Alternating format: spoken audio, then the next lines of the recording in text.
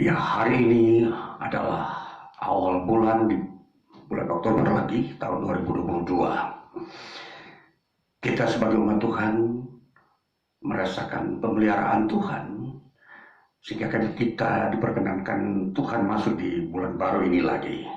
Di dalam kesempatan ini kita bersama-sama akan mendengarkan firman Tuhan yang terambil dari kitab 1 Petrus pasal yang pertama ayat 1 hingga yang kedua. Bunyinya demikian. Salam dari Petrus, Rasul Yesus Kristus, kepada orang-orang pendatang yang tersebar di Pontus, Galatia, Kapadokia, Asia Kecil, dan Bitinia, yaitu orang-orang yang dipilih sesuai dengan rencana Allah Bapa kita dan yang dikuduskan oleh Roh supaya taat kepada Yesus Kristus dan menerima percikan darahnya. Kiranya kasih karunia dan damai sejahtera makin melimpah atas kamu. Ya, sampai dulu di situ bagian bacaan kita yang kita telah tahu bahwa pasal 1 ini ayat 1 hingga kedua adalah satu bagian judul khusus yaitu salam. Saudara-saudara, sebelum kita masuk ke dalam memahami ayat ini, saya mau memberi judul dulu dari khotbah di hari ini adalah orang-orang unggulan. Ya,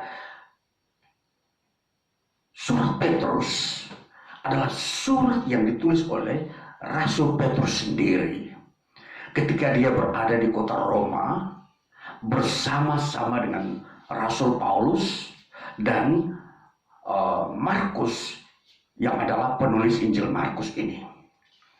Mereka berada di kota Roma pada tahun 64 Masehi. Artinya bahwa tahun 64 Masehi ini adalah tahun di mana Rasul Petrus menulis suratnya ini. Surat Petrus. Dia menulis surat ini kepada jemaat-jemaat atau orang-orang Kristen yang berlatar belakang Yahudi dan non-Yahudi. Mereka yang ada di tanah perantauan, yaitu yang kita sudah lihat tadi bahwa ada daerah yang disebut daerah Pontus, daerah Galatia, daerah Kapadokia, Asia Kecil, dan Bitinia. Ada 5 provinsi. Ini adalah provinsi Romawi yang berada di Asia, sehingga daerah-daerah ini atau provinsi ini ada dalam pantauan kekuasaan Romawi. Nah, saudara, jadi inilah yang kita mau melihat bahwa surat Petrus ini sungguh mempunyai nada-nada yang memberikan pengajaran doktrin iman Kristen secara praktis. Artinya bahwa pengajaran-pengajaran yang mewarnai iman Kristen itu dapat dilakukan dalam hidup sehari-hari, dalam hubungan dengan kata lain dengan Allah, dengan Yesus Kristus dan Roh Kudus. Nah, ini adalah doktrin iman Kristen yang menjadi pokok dasar penyembahan orang percaya. Jadi sering kita kenal dengan istilah Tritunggal, Trinitas, Allah yang dikenal di dalam iman Kristen ini. Nah, ini doktrin di tengah-tengah kondisi dunia yang memang tidak menampilkan sesuatu pribadi Allah yang hadir di tengah manusia.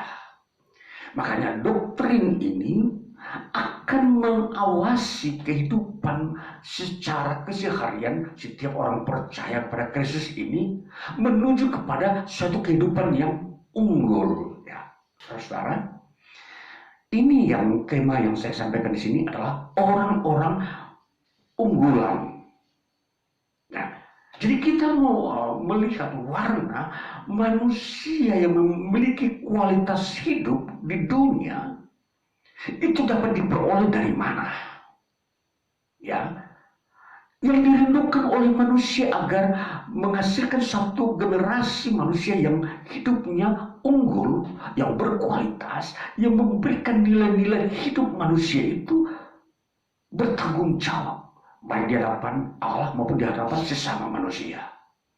Nah, ini yang disebut unggulan, orang-orang unggulan. Jadi ini sudah menjadi pendahuluan bagi kita bahwa kerinduan Tuhan melalui para rasulnya bahwa apa yang dikerjakan oleh para rasul yang adalah utusan Tuhan adalah untuk mencari orang-orang yang akan menjadi manusia unggulan di tengah dunia ini. Nah, ini sebuah pekerjaan kasih. Sebuah pekerjaan yang disebut kasih yang mencari. Ya, ini bukan pekerjaan biasa. Ini bukan pekerjaan bagian daripada kebudayaan. Tapi ini sebuah pekerjaan misi ilahi yang memang di dalamnya hanya dengan kuasa Allah di dalam Kristus Yesus itu akan bisa menghasilkan manusia unggulan. Setiap orang, bahkan mungkin saja sampai kepada setiap keluarga bangsa pada era-era saat ini ingin memimpikan suatu keberadaan masyarakat yang di dalamnya terisi atau dipenuhi dengan orang-orang yang unggulan. Ya, sungguh kita bangga kalau kita bisa menemukan masyarakat yang di dalamnya, di dalam lingkungan tempat tinggal mereka dipenuhi dengan manusia-manusia unggulan yang mempunyai tanggung jawab terhadap bangsanya, yang mempunyai loyalitas terhadap lingkungannya. Semua yang disebut unggulan ini sedang diimpikan oleh generasi manusia agar manusia itu bisa mencapai titik kemajuannya. Nah, ini deskripsi daripada apa yang Rasul Paulus tuliskan ini. Nah, saudara-saudaraku yang terkasih, melihat daripada apa yang disebut orang-orang unggulan dari bacaan ini, kita akan melihat bahwa apa yang dimaksudkan manusia unggulan ini, orang-orang unggulan ini, ternyata itu kita baca di ayat yang kedua, yaitu orang-orang yang dipilih sesuai dengan rencana Allah. Saudara-saudara, orang-orang yang dipilih ini, kalau kita membaca teks Yunaninya, makanya kita akan bertemu dengan sebuah kata yang disebut eklektos. Eklektos ini mempunyai dua terjemahan. Ya, yang satu adalah orang-orang yang dipilih, yang satu adalah orang-orang unggulan. Nah, memang tentunya dua makna ini tentunya berdekatan ya. Orang-orang dipilih dan orang-orang unggulan itu sebenarnya tidak jauh berbeda. Namun kalau kita telusuri dari segi operasional, orang-orang dipilih dan orang-orang unggulan ini tentunya kita akan mengerti bahwa orang-orang unggulan adalah orang-orang yang memang terlihat berkualitas. Itu yang ditampilkan unggulan itu berkualitas. Sedangkan orang yang dipilih tentunya tidak menampilkan warna unggulan tadi. Tentunya dipilih, ya. Tetapi kalau kita melihat lagi di dalam makna yang tersembunyi di balik kata unggulan, tentunya kita sudah terasosiasikan dengan makna bahwa itu pasti mesti berkualitas. Saudara, ini yang kita mau lihat, bahwa Allah memilih, merencanakan, dan bahkan merancangkan suatu kehidupan manusia yang memang akan nanti tercetus yang disebut manusia unggulan, orang-orang unggulan, orang-orang yang cemerlang dalam hidup sebagai manusia di dunia ini. Ini kalau kita memperhatikan apa yang direncanakan Allah. Jadi ini bukan sekedar impian-impian manusia, tapi sebuah rencana Allah, kehendak Allah. Allah menghendaki membarui manusia dan membuat manusia ini menjadi manusia unggulan, orang-orang unggulan. Nanti kita akan melihat apa itu orang-orang unggulan menurut rencana Allah ini. Saudara, baik kalau kita mau melihat kata ini, kata eklektos ini adalah orang-orang unggulan yang diperoleh dari hasil apa yang disebut, kita akan melihat di sini hasilnya adalah dari peristiwa kelahiran kembali. Ini dasar daripada terjadinya orang-orang unggulan.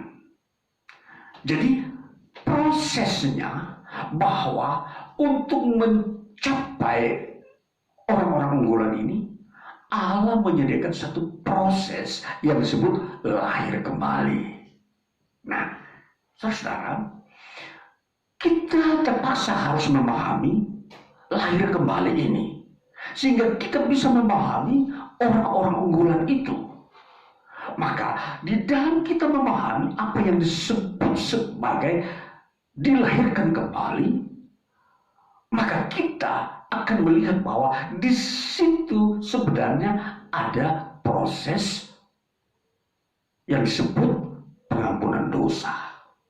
Ya, kalau kita melihat apa yang ditampilkan oleh Rasul Petrus di sini tentang doktrin iman Kristen, tentang Allah Tritunggal, maka di situ kita melihat bahwa Yesus Kristus berperan sebagai penebus dosa. Itu karya Yesus. Yesus Kristus berperan selain juga untuk mendamaikan manusia dengan Allah. Dan yang ketiga, Yesus Kristus menebus manusia dari hutang dosanya atau perbudakan yang dilakukan iblis kepada manusia. 3 pekerjaan utama fungsi Yesus Kristus untuk menghasilkan manusia-manusia unggulan ini, orang-orang unggulan. Nah, jadi kalau kita memperhatikan betapa penting kehadiran Yesus Kristus ini di dalam mengerjakan pekerjaan untuk menghasilkan orang-orang unggulan. Maka kalau kita memperhatikan ini, maka kita mempunyai kerangka berpikir bahwa itu benar-benar bisa terjadi. Karena kalau kita sudah melihat peran pertama, pengampunan dosa. Karena pengampunan dosa ini membuat manusia itu sebenarnya kehilangan kualitas hidup. Dosa mengakibatkan manusia ini menjadi tidak berdaya. Nah, sehingga kalau kita melihat terjadi pengampunan dosa, itu berarti mengembalikan manusia kepada jati dirinya yang disebut manusia-manusia yang serupa dan segambar dengan Allah. Yaitu yang kita kenal dengan manusia-manusia unggulan. Nah, kedua, terlebih ketika Yesus menguduskan, itu berarti semua hal-hal yang berhubungan dengan penyakit, kutuk, dan kelemahan itu disembuhkan. Jadi fungsi pengudusan itu yaitu di situ kesembuhan. Jadi bukan saja dosa kita yang diampuni, tapi tubuh kita dikuduskan. Itu berarti disembuhkan. Itu pengudusan. Nah, Nah, ini kita mau mengerti makna-makna ini. Pengampunan dosa, pengudusan, itu orientasinya, ruang lingkupnya di mana? Jadi kalau pengudusan itu berbicara tentang pemulihan tubuh dan jiwa, sedangkan pengampunan dosa adalah pemulihan di bidang roh kita. Jadi semua yang berhubungan dengan roh kita, tubuh dan jiwa kita itu disempurnakan oleh Yesus Kristus. Nah, ini kita sudah melihat doktrin ini sungguh membawa kehidupan keseharian orang-orang percaya ini menjadi berkualitas. Mereka sudah tidak lagi dihantui dengan kerusakan moral, emosi yang tidak terkendali, dan pikiran yang gelap. Sudah tidak ada. Diubahkan semua. Jadi berhubungan dengan baik moral, baik intelektual, baik fisik. Ini semua dikuduskan. Nah, ini pemahaman kita mengerti doktrin di dalam iman Kristen, bahwa itu akan membuat manusia itu menjadi berkualitas. Kalau saudara sudah pernah mengalami pengampunan dosa, saudara pasti merasakan apa itu perubahan hidup. Ini yang dikerjakan oleh Yesus Kristus. Kemudian sekarang kita mau melihat apa yang dikerjakan oleh Roh Kudus sebagai Allah Tritunggal. Roh Kudus juga mengerjakan pekerjaannya atau fungsinya sebagai agen pengudusan. Jadi kalau kita melihat Roh Kudus, dia disebut agen pengudusan. Artinya di dalam dia kita mendapatkan informasi dan sumber-sumber tentang kekudusan hidup. Roh Kudus akan mengajarkan orang percaya untuk hidup kudus. Ini agen pengudusan di dalam Roh Kudus. Maka ini doktrin yang kita harus mengerti. Di mana kita akan mendapatkan hidup kudus. Yaitu ketika kita percaya Yesus dan menerima Roh Kudus. Kita pasti dipimpinnya untuk hidup kudus. Dan Roh Kudus itu pribadi Allah yang tinggal dalam hati kita, memerintah dalam hidup kita. Itu fungsi Roh Kudus. Sekarang yang berikutnya, Roh Kudus adalah pengarang kitab suci. Jadi Alkitab yang ditulis oleh para rasul, bahkan nabi, itu adalah peran Roh Kudus. Nah, ini jadi di sini kita akan melihat bagaimana kualitas kitab suci itu memberikan sebuah pemandangan dan pewahyuan, karena di situ peran Roh Kudus begitu utama dan mengambil alih seluruh alur berpikir para penulis. Sehingga di sini kita membaca Alkitab itu bukan kita membaca pikiran manusia, tapi itu di situ adalah pikiran Allah melalui Roh Kudus. Saudara, ini kita mengerti Roh Kudus di dalam peranannya. Kemudian peranan yang ketiga, yaitu pribadi yang memampukan para pemberita Injil termasuk rasul untuk memberitakan Injil. Ini yang ketiga, peran Roh Kudus. Maka disinilah kita memperhatikan, kalau kita bersekutu dengan Allah, maka Allah yang menyatakan diri dalam bentuk sebagai Allah Tritunggal lewat Yesus Kristus dan Roh Kudus yang merupakan kesatuan kealahan ini, itu akan membawa kita masuk ke dalam dimensi yang Dia kehendaki.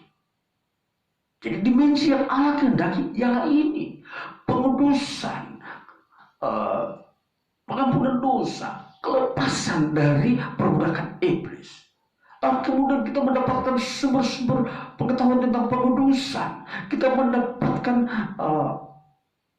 hikmat untuk mengerti tentang kitab suci. Kita mendapatkan juga kekuatan, kemampuan untuk memberitakan kitab suci itu. itu kehendak Allah. Dari semua itu akan menghasilkan manusia-manusia yang unggul. Ini kita sudah akan mulai diarahkan untuk mengerti masa-masa kehidupan manusia di dunia ini. Apakah memang hanya kosong begitu saja, biasa-biasa tanpa ada perubahan? Saudara jangan keliru bahwa ada masanya di mana Tuhan mau merubah manusia agar masuk ke dalam dimensi orang-orang unggulan. Jadi kalau pernah kita memperhatikan sejarah masa lampau yang kelam, banyak terjadi kerusakan-kerusakan di tengah manusia. Sejarah memperlihatkan banyak manusia saling membunuh, banyak manusia saling merampas hak asasinya, dan membuat dunia ini menjadi keruh dan penuh dengan penderitaan. Ini adalah memang masa yang pernah terjadi. Tetapi suatu waktu masa di mana Tuhan akan memperlihatkan kuasa dan firman yang telah difirmankannya, bahwa Dia mau memilih orang-orang unggulan. Ini orang-orang yang memang mengambil sikap untuk menerima Injil, percaya kepada kasih-Nya Tuhan itu, sehingga karya Tuhan di bumi ini menjadi nyata dalam diri saudara yang mengambil keputusan. Maka saudara masuk dalam dimensi orang-orang unggulan, di mana Allah memelihara saudara-saudara di dunia ini dan merubah kondisi moral manusia yang terpuruk menjadi terbaik. Ini sebuah doktrin yang Rasul Paulus tekankan, sampaikan kepada orang-orang Kristen yang merantau di 5 provinsi kekuasaan Romawi tadi. Tentunya provinsi ini berada di Asia. Saudara, kalau kita memperhatikan 5 provinsi ini yang disebut katakan tadi, Pontus, Galatia, Kapadokia, Asia Kecil, dan Bitinia, ini adalah provinsi-provinsi yang sekarang telah terbentuk menjadi sebuah negara yang disebut negara Turki. Jadi wilayah ini telah dibaurkan atau disatukan menjadi sebuah negara yang sekarang kita kenal dengan negara Turki. Nah, saudara yang terkasih, jadi kalau kita memperhatikan bahwa apa yang dirindukan oleh Tuhan melalui para rasulnya tentang manusia-manusia unggulan ini, maka kita akan melihat bahwa orang-orang yang dipilih ini bukan saja untuk mengisi kehidupan sejarah manusia di bumi ini, tetapi ini mempunyai makna kekekalan. Jadi apa yang Allah kerjakan dalam Yesus Kristus mempunyai 2 dimensi makna sekaligus.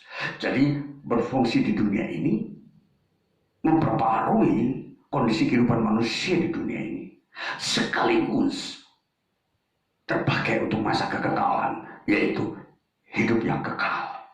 Nah, ini yang kita harus perhatikan, bahwa apa yang Allah kerjakan bukan hanya untuk mengisi sejarah hidup manusia, tapi justru lebih daripada itu, Allah bekerja untuk mengisi sejarahnya Allah, di mana kerajaan Allah akan tampil di era kemudian setelah sejarah manusia di bumi ini ditiadakan. Nah, jadi dalam sebuah nubuatan kitab suci Alkitab, sejarah manusia yang ada di permukaan bumi ini, yang menguasai berabad-abad ini suatu waktu akan sirna dan hilang, dan bahkan menjadi 0 dan diganti dengan sejarahnya Allah, di mana Kristus Yesus memerintah, mengambil sejarah baru yang diisi oleh orang-orang unggulan. Jadi nanti terwujud sejarah baru yang disebut sejarah kekekalan, di mana diisi oleh manusia yang telah dipersiapkan Allah sebagai orang-orang yang akan terlibat di dalam sejarah Allah ini. Makanya kerajaan Allah sudah dipersiapkan sejak Yesus Kristus datang ke dalam dunia. Itu sudah dipersiapkan 2000 tahun yang lalu. Jadi ketika akan tampil pada masa yang akan datang, maka itu memang merupakan sebuah penggenapan. Maka sejarah kerajaan Allah itu akan tampil di mata manusia ketika Yesus Kristus datang kedua kali. Jadi kondisi saat ini bahwa orang-orang pilihan ini harus mengerti, orang-orang unggulan ini harus mengerti dan harus tabah menanti masa sejarah kerajaan Allah itu tiba.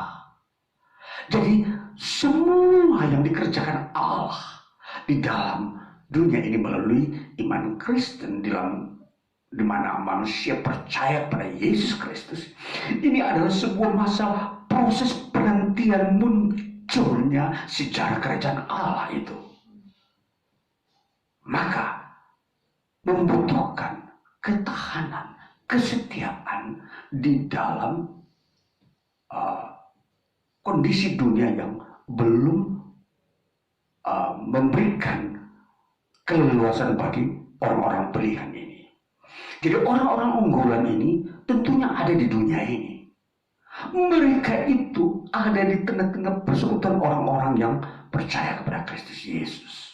Mereka inilah orang-orang yang berkarya, yang berdoa, yang selalu mempunyai iman dan harap akan pembaruan di dunia ini.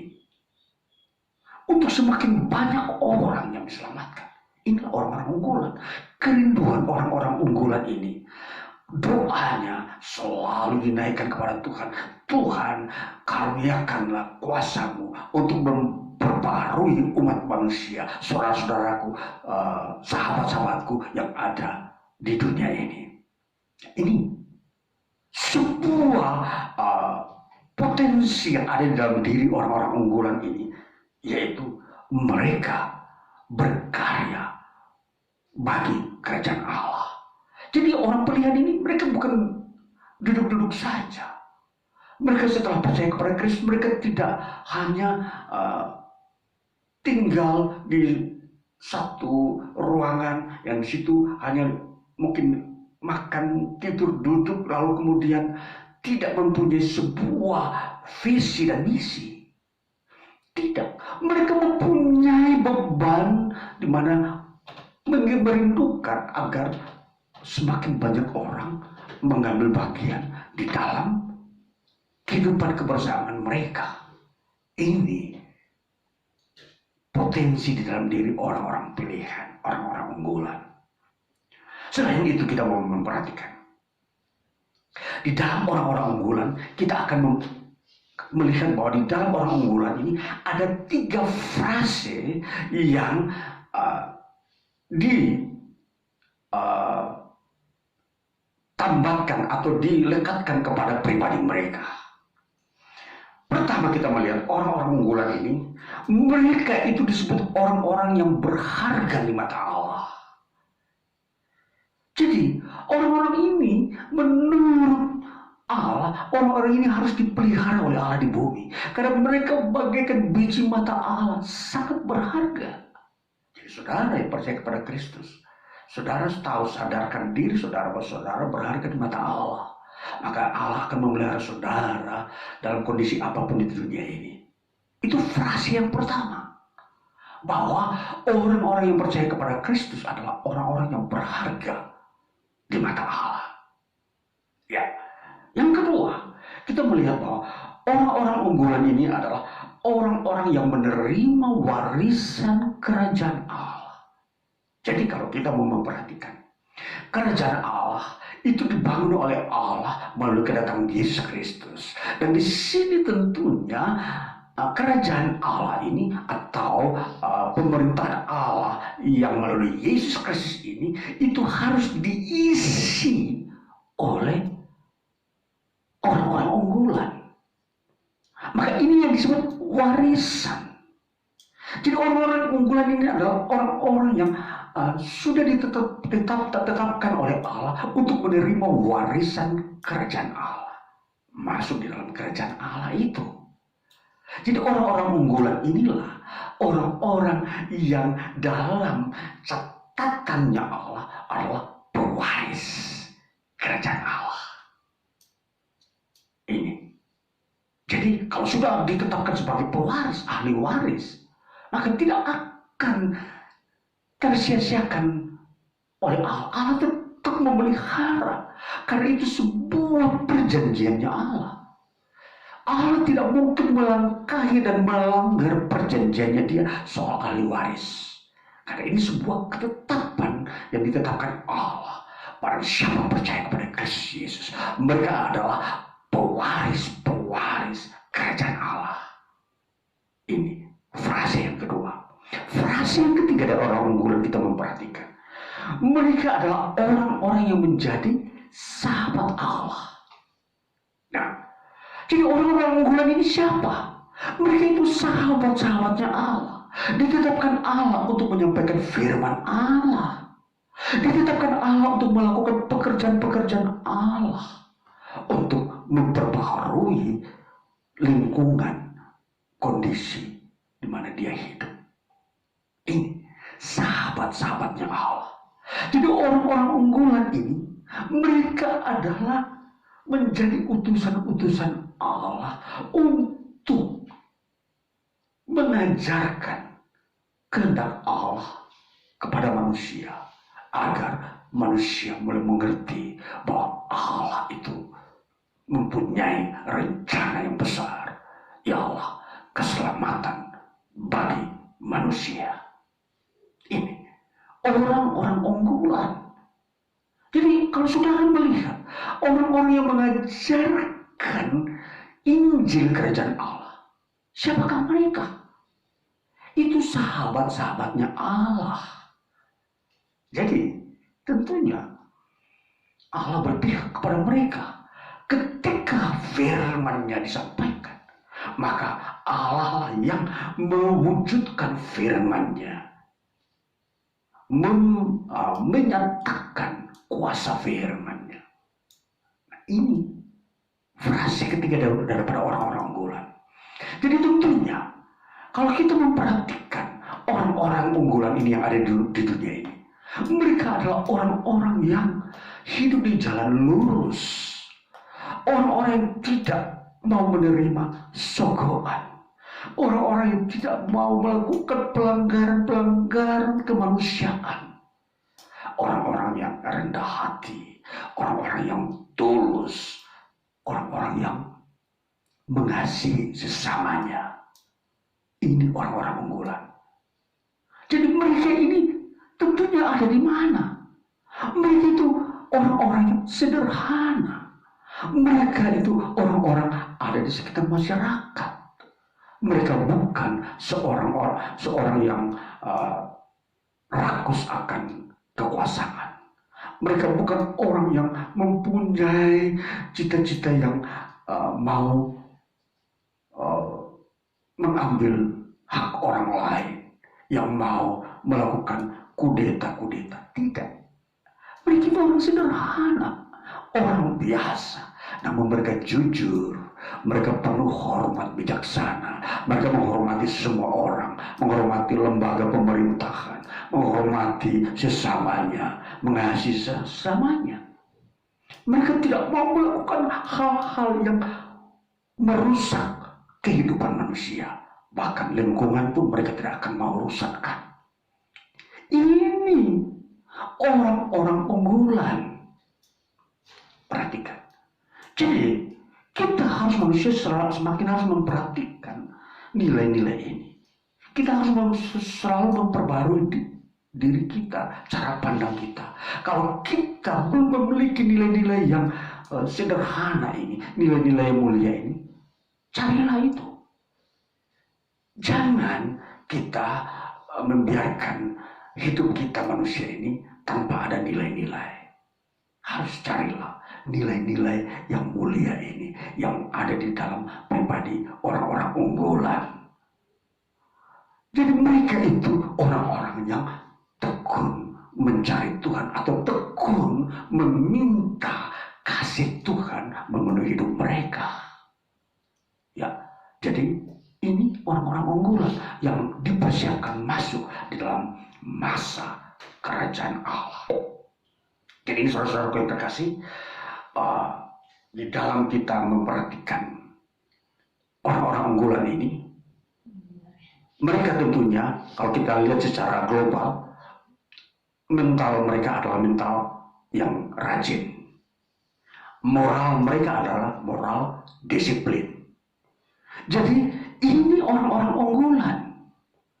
Mental dan moral mereka sangat-sangat terpuji. Jadi kalau orang-orang unggulan ini tidak perlu dipertanyakan soal kerja mereka. Mereka adalah orang-orang yang berinisiatif, rajin. Mereka bukan orang pemalas. Mereka bukan orang yang mau menerima upah tanpa bekerja. Bukan, itu bukan orang-orang unggulan. Bahkan orang unggulan dikatakan mereka ini menjadi orang yang berkorban. Mereka mengerjakan walaupun mereka tidak dibayar, mereka tidak menuntut. Ini orang-orang unggulan, mereka berkarya tanpa pamrih. Mereka tanpa memperhitungkan bagaimana masa depan mereka, hidup mereka yang mereka akan jalani di besok hari. Yang penting demi kemajuan manusia, mereka mengejar itu. Demi keselamatan manusia, mereka mengerjakannya. Ini mental dan moral orang-orang unggulan. Jadi saudara-saudara, apakah ini kita pernah menemukan orang-orang ini? Mereka tidak pernah mau menyombongkan diri bahwa inilah saya orang unggulan. Tidak. Mereka bersembunyi, tahu-tahu mereka sudah berkarya. Tidak ada yang tahu. Tetapi mereka terus mengerjakannya. Baik, saudara, kita mau memperbarui lingkungan kita. Mencari, menciptakan manusia-manusia unggulan. Orang-orang yang mempunyai mental dan moral yang terbukti. Kita membangun bangsa kita, membangun keluarga kita, masyarakat kita dengan orang-orang unggulan ini. Biarlah kemuliaan Tuhan terus memenuhi kita, menambahkan kepada kita kemajuan-kemajuan di dalam hidup kita di dunia ini. Tuhan Yesus memberkati. Amin.